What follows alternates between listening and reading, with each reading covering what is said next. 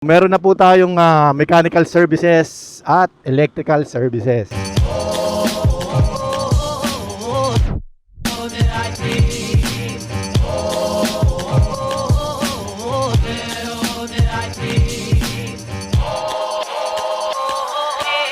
Tenen! So ito mga ka-ride and shoot, no? So ito yung ating shop.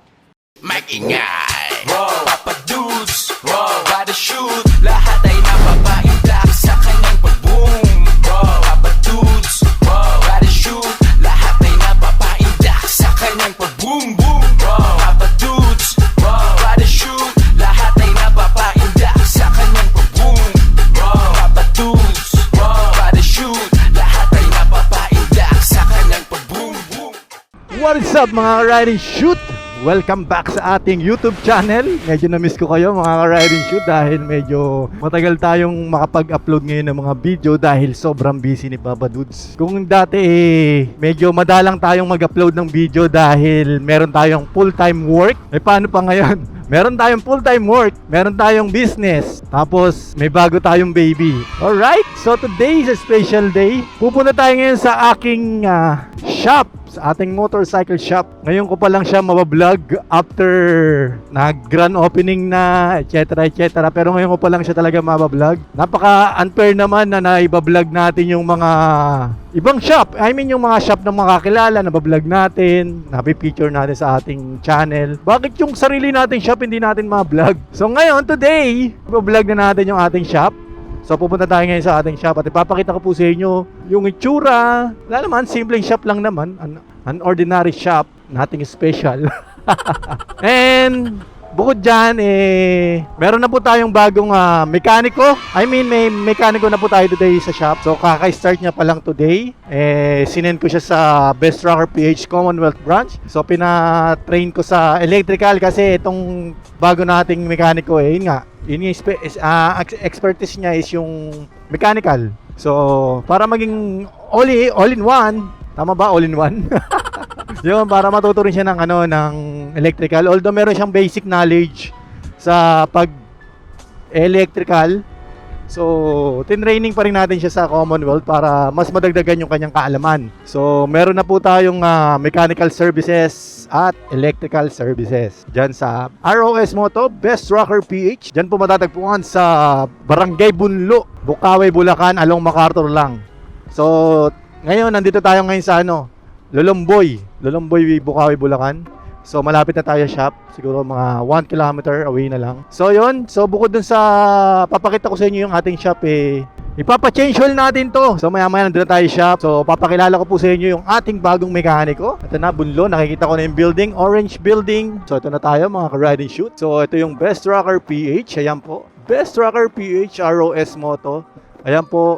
At may bandera po tayo dito ng may plug po tayo ng SEC Axis dahil may Axis helmet tayo. At syempre yung Motul Oil dahil yung Motul Oil ang ating dinadala rito.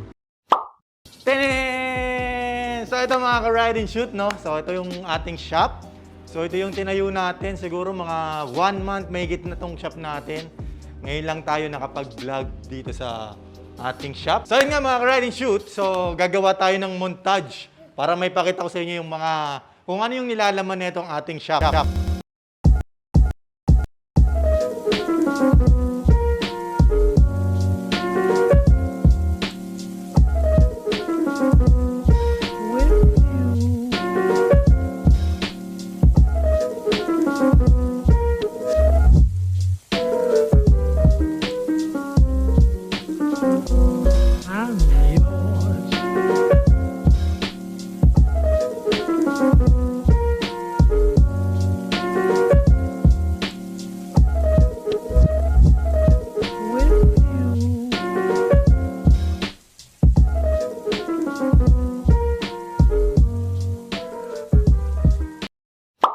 Dahil nahilig tayo sa pagmumotor, kaya yung ginawa nating business ay related na sa pagmumotor. So ito na yon. So meron tayong helmet, meron tayong para clothing, meron tayong mga Neuwatt Dan seat, meron tayong mga pailaw, yan po yung Atom Mini Driving Light.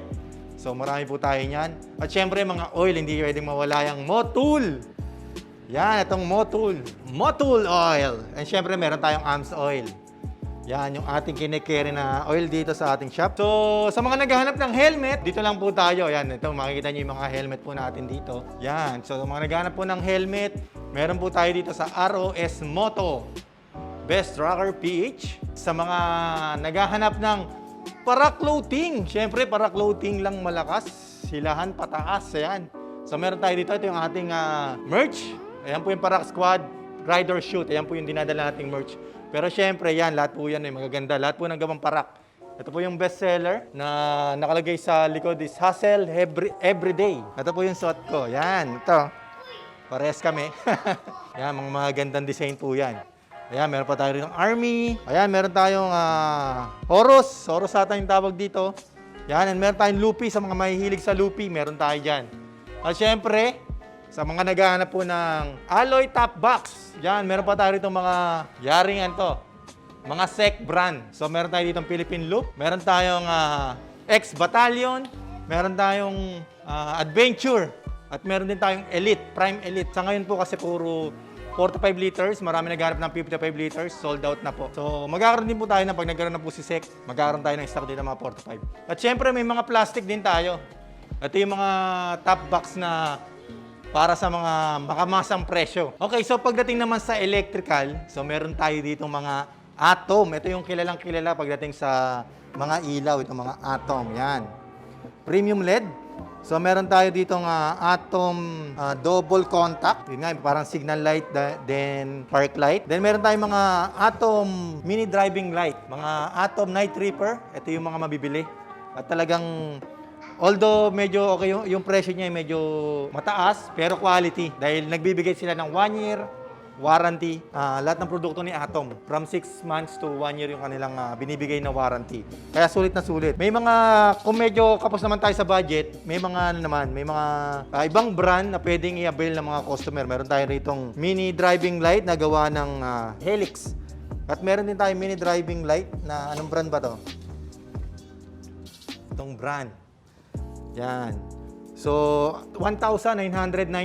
Sa ano kasi sa Atom is 4,000 pair na yon. So, kung medyo tight yung ating budget, meron tayong ganitong brand naman. Okay, so meron din tayong mga JPA na mga ilaw. Yan. At meron din tayong pamproteksyon sa makina ng NMAX. Kaya lang, pang version 1 lang po ito. So, ito murang-mura lang po. From 1 to 600 pesos na lang siya. At syempre, meron tayong Olins. Yung Olins ng pang mayaman. Ang presyo kasi nito, 40,000 plus. Parang anong bumili ng isang motor. At syempre, ito yung produkto talaga ng Best Rocker PH. Mobile GPS. Yan. Meron tayo ritong pang locator lang. Ang locator natin is 2,500. At meron din tayong GPS na may kill switch.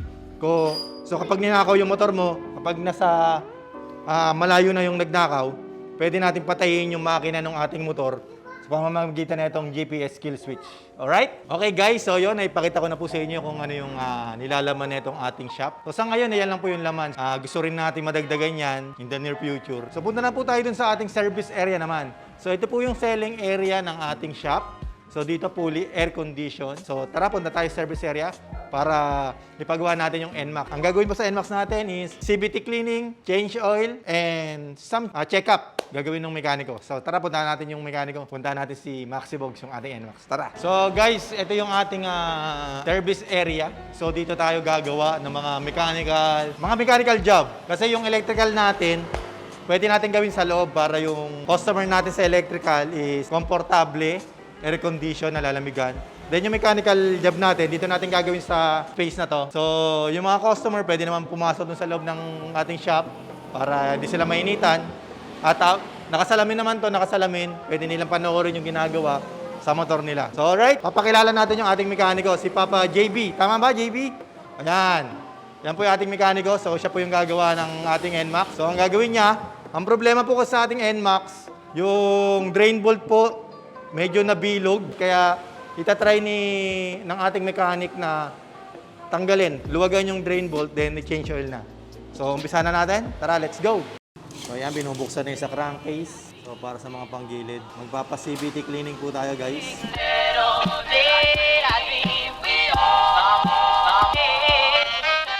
So, ayan guys, kung makikita nyo, napakadumi na ng ating Dito sa nilalagyan ng air filter, yan.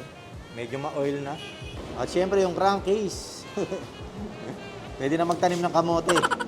Okay, so ito guys. So nabuksan na yung sa air filter. So ito naman sa crankcase para malinisan yung panggilid natin. Ma-refresh.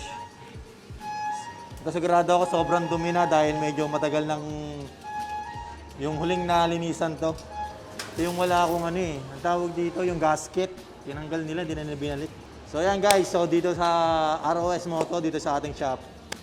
Ito nag-o-offer na tayo ng mga services, mechanical job, electrical. So isa sa mga ino-offer natin dito is yung CVT cleaning. And soon, magkakaroon din tayo dito ng FI cleaning. Lahat po ng mga kailangan po ng ating mga minamahal na motor, mga scooter. Pwede na po rito yung mga service. Kinokompleto lang po natin yung mga gamit. At syempre, magka-service din po tayo dito ng mga manual, ng mga dekambyo, yung mga dekadena. Meron din dito. Magpo-post na lang po kami ng mga services na ino-offer dito sa ROS Moto. Best Rocker PH, Bunlo, Bukawi, Bulacan. Yan, nakakurepo tracing tayo. Although, okay siya. Gumanda yung hatak. Yung paggamit natin ng kurepo tracing. At sinabihan tayo ni Papa Marby ng CMP Garage. Meron silang innovation sa kurepo tracing na panggilid. Iniimbitahan niya ulit tayo dun sa kanyang shop para i-try dito sa ating NMAX. Shoutout sa'yo, Papa Marvin ng CMP Garage. Tapos papatanggal ko na rin tong tire hugger, basag na ito guys kasi oh. Kung makikita nyo rito ito, basag na oh. Medyo umaalog na to, meron na siyang alog eh. Nakikita nyo yung basag. Ayan. So ganyan ang tunog niya. Pag tumatakbo ang ingay. So papatanggal na lang muna natin itong tire hugger natin. So ayan guys, so yung pinanlilinis natin is gasolina. So bumili tayo ng gasolina. So ayaw ko nang ipanlinis yung tubig eh. Kasi nung pinanlinis namin yung tubig, yung nagpa-CVT cleaning tayo, naalala nyo isang video ko, tubig po yung ginamit. Ewan ko lang po, kung yun po yung naging cause na nasira yung mga bearing natin, yung sa torque drive bearing, yung middle bearing nasira. Ito yung cover nito, yung may bearing dun sa loob, yun nasira dahil nga sa, ewan ko lang kung yun yung dahilan kung bakit nasira yun. So sa ngayon, mas pin-repair kong ipanglinis is gasolina. Ito naman talaga yung pinanilinis ng mga karamihan ng mekaniko. So ayan guys, so ayan, nililinis na po. So ganyan lang, tatanggalin lang yung mga kumakapit na mga dumi para makahinga yung panggilid natin pag may biyahe tayo. Then mamaya ito namang air filter, yung lalagyan ng air filter, nilinisin. Siyempre yung filter na nakalagay dyan, yan. Ito yung filter natin, gumamit tayo ng ito yung lifetime air filter, ito yung aluminum. So hindi na tayo nagpapalit ng air filter. Bali ang ginagawa lang dito, wash lang ng wash. Kaya tinatawag na washable air filter kasi nga hugasan mo lang.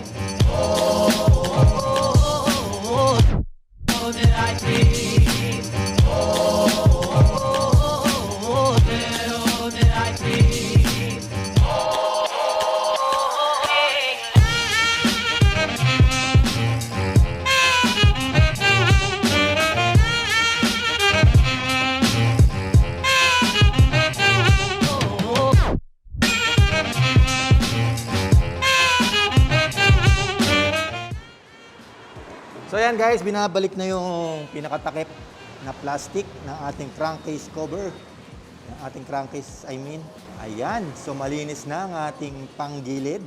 So, ayan po yung ating mekaniko na si Papa JB. So, siya po yung inyong makakaharap dito sa ROS Moto sa ating service area. Ayan, sa mga mechanical job. Pati sa wiring. Okay na yan sa wiring. Pwede na rin kayo magpa-service dito ng mga electrical, ng mga Atom mini driving light, including the GPS. Yan, kayang-kaya na ni Papa JB yan. Alright, so maraming salamat mga ka-Ride and Shoot sa panonood. Sana nagustuhan nyo yung ating video today. So hanggang dito na lamang. One love and good vibes. Peace!